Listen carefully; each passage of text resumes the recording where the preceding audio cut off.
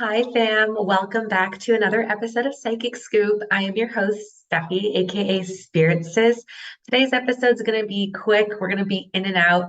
I'm going to be doing a March forecast, astrological forecast, because there have been a lot of things going on energetically.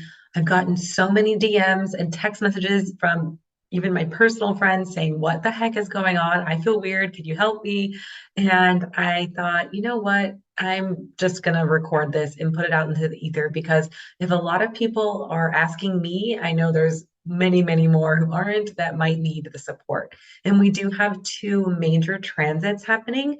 So I just want to get this out there. I already did a 2023 forecast. So if you want to know more about your entire year, you can go back and listen to that.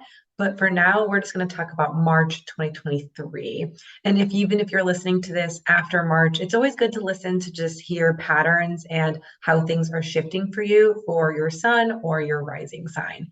It's a cozy day in LA. It's rainy.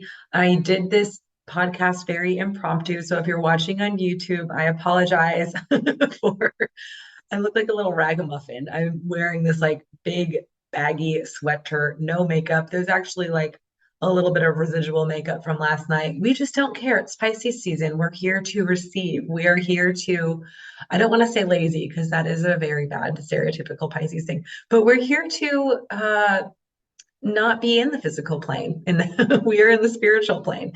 And that's why I really listened to my intuition during this season. And especially when the energetic vibes have been feeling a little chaotic. You know, we have these transits happening with the outer planets that a lot of us intuitive empath people feel. So that's why we're here to break that down quickly and we can receive the information and move on from it. Now, before I begin going into the forecast, I want to announce something very exciting. I launched my Trust the Transits course. This is a comprehensive step-by-step guide on how to read astrology transits for yourself. So you don't have to rely on me anymore. If energy feels weird and chaotic, you will know exactly how to look up what is happening and you'll be like, oh, of course, I'm having a Saturn transit, a Uranus transit. Mercury just went into this sign, and you'll be able to read every single time there's a retrograde, a full moon, a new moon, and you'll learn about life transits and patterns that are really helpful for your everyday life, your awareness. If things feel off, or even if things feel great, if you want to launch something new, like a new business, or maybe you want to plan an event like a wedding, a baby shower, things like that are all shown to you in the transit course. And it is my honor to teach you and the people who have already signed up. It's very exciting to have you on board. So if you want to take advantage of the launch discount, use the code LAUNCH at checkout. And also, if you are someone who was eyeing Birth Chart Biz and you want to learn more about how to read birth charts, I'm going to do an astrology bundle so you can get both courses for a major discount. And that is over 60 lessons, over 10 hours of video lectures.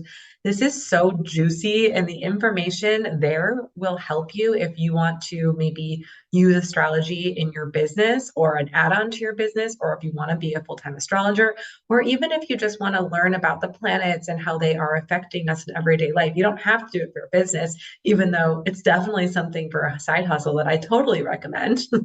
Obviously, I'm like living proof of that, but I definitely want to encourage you, if you feel the call or the pull to help yourself or help others in their highest good using this modality of astrology, I highly recommend looking into the Trust the Transit course, or if you're interested in both, looking at the Astro Bundle. Now, this will expire, like the deal will expire on March 2nd, 2023. If you're happening to listen to this after the fact, DM me. I can give you some sort of discount for being a Psychic Scoop listener, but definitely take advantage of that launch. It's going to be the best deal you're going to get, especially if you want the bundle with the two courses.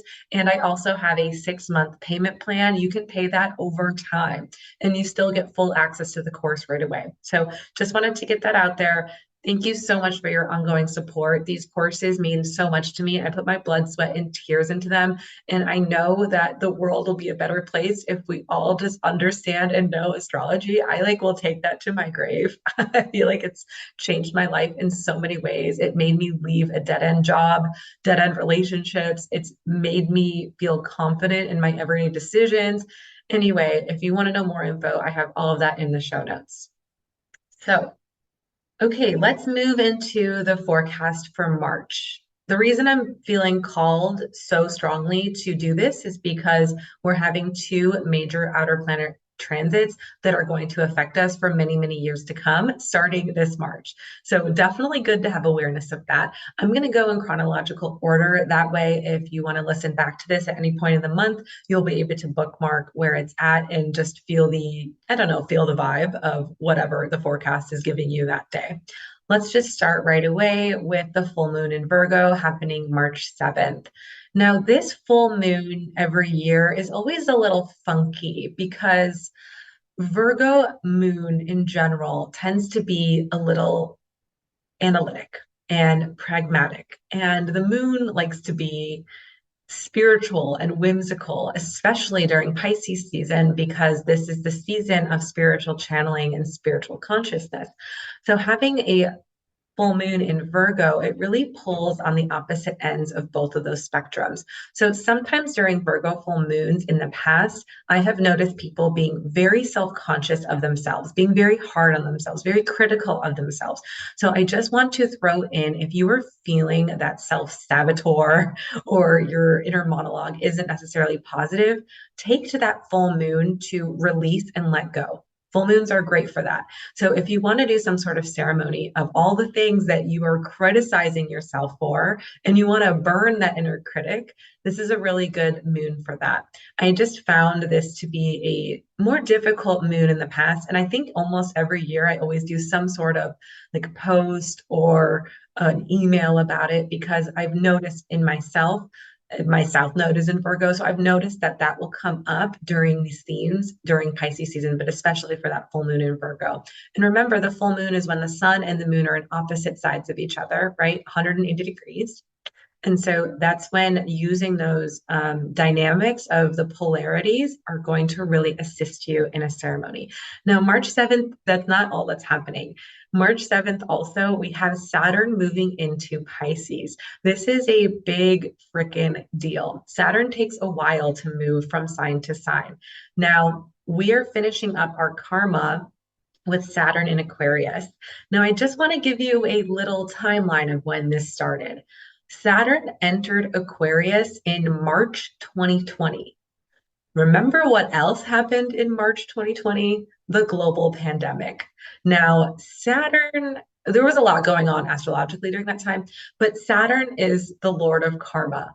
Saturn is responsibility, accountability, hard lessons, wisdom. And in Aquarius, it has to do with the masses, it has to do with humanitarian efforts, it has to do with science. And we learned a lot of lessons there. We had vaccines being, introduced. We had this virus going on during a time where the entire world was shut down. Think about the masses. So just to understand this shift from Saturn into Pisces, we have to kind of understand the shift that we're leaving from Saturn in Aquarius. Now, think about that period of time, the last 2.5, 3 years, what was happening in your personal life. Now, if you want to know what part of your chart was affected most by Saturn in Aquarius, you're going to want to look to the transits. And that's why it's really good to know your transits. Humble plug, trust the transit course.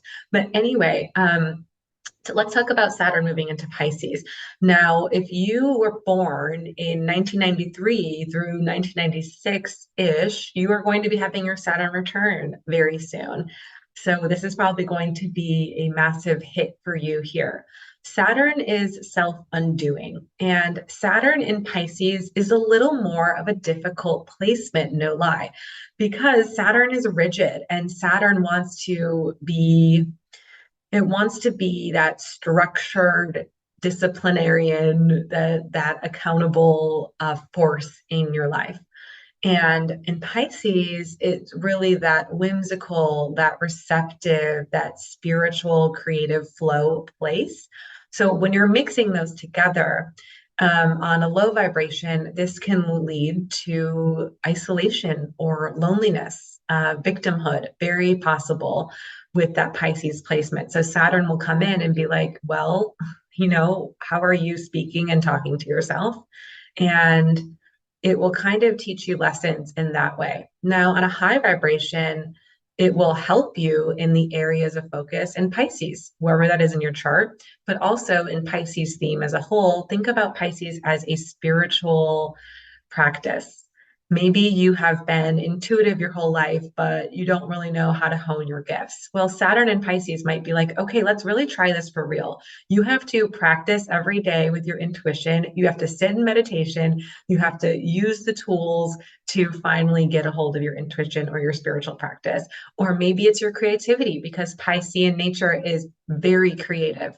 Maybe it's sitting down every single day and forcing yourself to write music, to write a song, to learn the music, and to really put that out into the world. So there's definitely blessings that come from Saturn being in Pisces, but not going to lie, it definitely is an energy that doesn't flow as nicely as other Saturn placements. But I love Saturn. I mean, now that I'm past my first Saturn return, now I understand it. But Saturn really isn't here to crack the whip and to be unkind and punish you. It's actually here to lend you a helping hand and saying, this is how I can teach you. This is how we can do it together. So gathering the wisdom from Saturn is where you're really going to thrive. But keep in mind, this transit will go on through May of 2025. So if you are a Pisces sun or Pisces rising, you're definitely going to feel this a little more. And again, using Saturn to your benefit, where it can kick you in the butt and get you in gear and get you to wake up and be like, this is my time. I got to make things happen. That could be very beneficial. So think about where in your life you need Saturn to help you, if that's the creative place, if that's a spiritual practice, if that's anything that is Piscean in nature, which is also rules a lot of mental health things, and maybe taking accountability and responsibility for things that maybe we haven't really looked at in the past, because there's a lot of with Piscean nature in Neptune. And I'm going to stop because I'm rambling, but sometimes that Neptune energy can feel really like out of body, rose colored glasses. And so Saturn's here to be like, listen, you need to take a look at this. You haven't been taking care of yourself in this way, and this is how I'm going to help you through this. So definitely expect some lessons in this part of your chart, whatever house it is transiting, definitely. But also look back to where Saturn was transiting the last couple of years to see what lessons you gained from that. It's always important to look at the past to understand the future. I actually preach that a ton in my transit course. Moving on, March 11th, late at night, maybe just let's just say March 12th, we have Jupiter conjunct Chiron. Now, Chiron is the wounded healer. Jupiter is the planet of expression and abundance.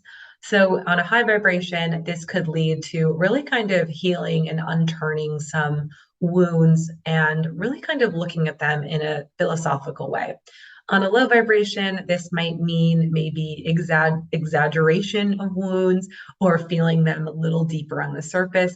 This is going to be a transit that will happen for a few days. So if you're feeling anything coming up, I recommend journaling, talking to someone if you have like a psychotherapist in mind, or maybe doing some inner child work. That'll be really helpful during this transit of time.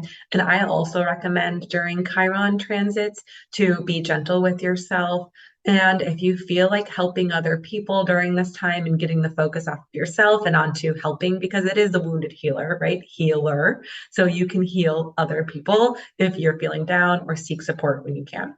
And I'm making this all sound like very heavy, but actually, like I said, there's a low and a high vibration. And it just depends where it's transiting in your sector of your chart. So depending, I don't know, it's going to be in Aries. So just look at Aries in your chart. Personally, for me, it's going to be really close to my natal moon. So I have a feeling this will have to do with community work. And I'm going to definitely plan between March 7th and 12th to do some community service for sure. March 14, Mars is squaring Neptune.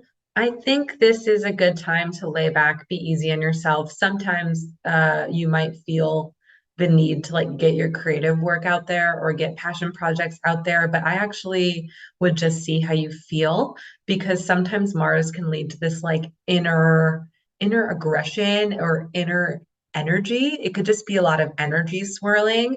And since Neptune is in Pisces, we're in Pisces season, it could be like this mix of like feeling energy trapped in a bottle, especially since Mars will be in Gemini, Neptune is in Pisces.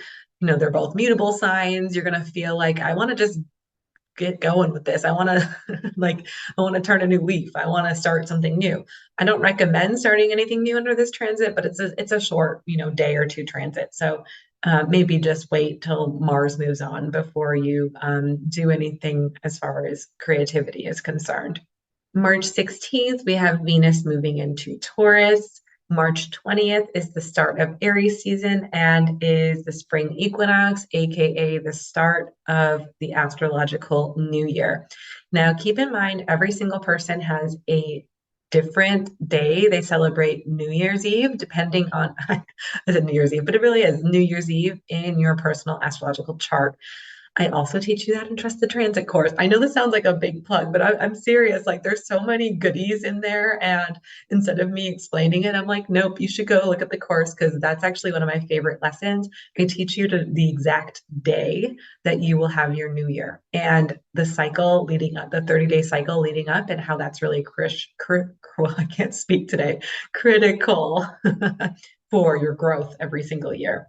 And then March 21st, we have our new moon in Aries. I love that March 20th, we got boom, it's that sun in Aries, it's that light fire energy. And then boom, March 21st, we can lead in the new season with that new moon in Aries. Great time to now start intentions for Aries season.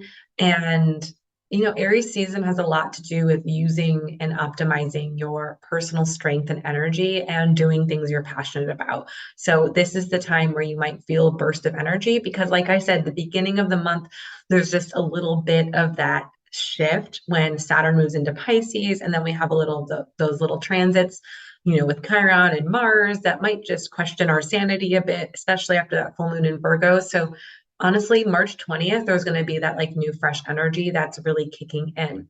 Also, like leading up to the March 20th, we have Pluto in a critical degree in 29 degrees Capricorn. It's been in a critical degree for a minute here in 2023, but March 23rd, Pluto is going to move into Aquarius. Now, this is crazy because this transit hasn't happened in 250, I'm estimating up. It's like 246, but 250 years. So this is a big one, a big one. And Pluto in Aquarius, I mean, I'm just going to put it briefly because I know I already talked about this in length in another episode, but Pluto in Aquarius is an emphasis on liberation and freedom.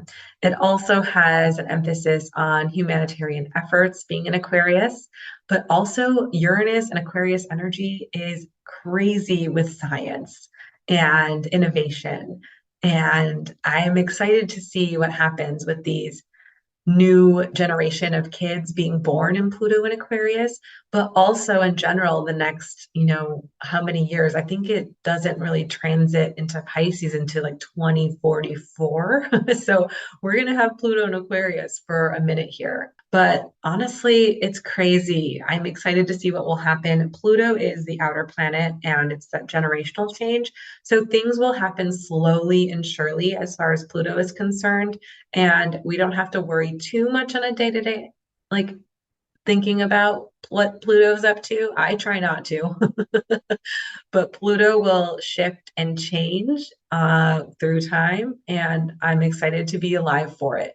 And all of these transits that are happening that you are alive for is because you karmically chose that. So it's going to be interesting to see for me, the technology that's about to happen. I mean, even thinking about like these like chat AI and robots and the things that are already starting to happen. I mean, just think about what that will be like in the next like 10 years. So anyway, buckle up for that. Now, March 25th, we have Mars moving into Cancer. This is really interesting, especially for Aries season, because Aries season is ruled by Mars.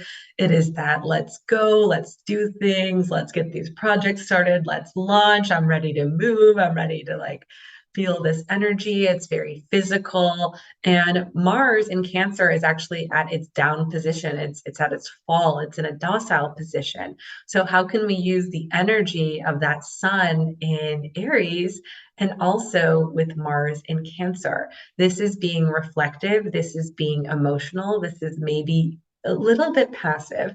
So when you're moving through the Aries season, instead of just kind of jumping off the cliff, which I totally would recommend, but instead of jumping off the cliff, we are going to be mindful of our emotions, our emotional body, and our sensitivities to others.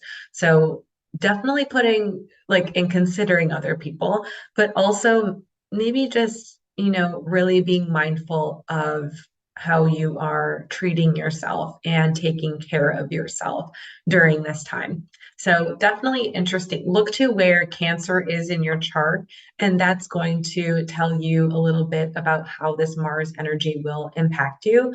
Personally, I am a Cancer sun and rising, and whenever, every 2 years or so, when Mars comes back into Cancer, I notice I get really exhausted because it's kind of hitting my home sector. And I take it as an opportunity to rest and to really like listen to my emotional body and to give myself grace. But also interesting for me because I'm an Aries moon and we have the sun going over my natal moon. So it gives me a lot of like personal energy and excitement. So, anyway, that's just a personal way of how to deal with this upcoming. But also, I think it's in Mars and Cancer, it is good to take the foot off the brake a little bit so you can still map and plan all of your Aries assignments and things you're excited for, because we still have April time, most of April for Aries season as well. So just while Mars is in Cancer here, just really be mindful of your energy levels and take care of your body, especially Mars in Cancer people, or if that's in your chart. This definitely rules like digestion and inflammation, and it's allergy season, it's spring season. We have all these new things coming up. So definitely just take care of your mental health and your physical health. On March 30th, Mars will trine Saturn, giving little helpful little nod to, I guess, like getting work done. And if you were already feeling like fatigued or sleepy with Mars in Cancer, this is definitely a good time to use the Saturn energy to be productive. And you might even feel a little lighter during this time. Definitely use your intuition. I mean, as Saturn moves through Pisces, I wouldn't be surprised if you work harder at it and get even more in tune with your messages. But when Mars is in Cancer, it's definitely a time to nourish yourself and give yourself some self-love. So on the 30th, definitely say work with those energies as they are both like flowing together. And that's it, folks. Those are the important dates to note in March. Intuitively, I keep hearing and feeling collectively like we are going to really get clarity this month. And I want to really focus on the rest element. I keep hearing and feeling that, especially later in the month, because things are going to get busy. But rest and also dream and manifest. Like manifestation doesn't necessarily have to be an active thing, it can be a passive thing that maybe you're setting your intention. So this is the month for setting the intention, especially with the, astrological new year coming in and really focusing on this next set of cycles with Pluto and Saturn and really reflecting on where things have felt off for you. And I'm hoping that that clarity is going to come in, especially with Mars and Gemini early in the month. And in general, be easy on yourself, be light on yourself, be gentle with yourself, especially your self talk. Don't compare yourself to other people or other journeys. That's so not the path you're on. Be kind and love yourself. I don't know how this turned into some like woo woo hug, but I'm serious. That's something I'm like actually feeling to say intuitively. So, If you want to know where this is all aspecting you, I recommend two things. One, I did a forecast for 2023. If you want to go into your sun and your rising and really look into those, I highly recommend you do that. Two, I recommend looking at your transits. That's like the best way and the best defense, I think, into knowing the awareness of how the movement is impacting you. And again, if you have any questions on that and you're interested in the course, feel free to DM me or you can email me at psychicscooppodcast@gmail.com. I appreciate all your love and your support throughout the years. I just realized every single Pisces season I launch something new and it feels really great. But that's also because it's a 10th house transit for me. The sun is transiting the 10th house, my midheaven. But my very first year, I launched my past life regression. The second year, I launched my podcast. So we have our 2-year anniversary. Happy birthday to the pod. And last year, my year 3, I launched Birth Chart Biz. And year 4, I'm launching the transit course. So very excited to give these offerings to you and to all the students in the course and the community already. I love you. It's just so supportive and yummy and delicious and feels great to be in all of your presence. And thank you for listening and supporting and writing a review and rating. I read every single one and I jump up and down and cry happy tears because it is the nicest thing ever. And I just appreciate you being here. So anyway, you know how to find me, spiritsis.com, and look in the show notes for Instagram, spirit_sis, or TikTok, spiritsis. Sending all the love and light to you. Until next time, bye-bye.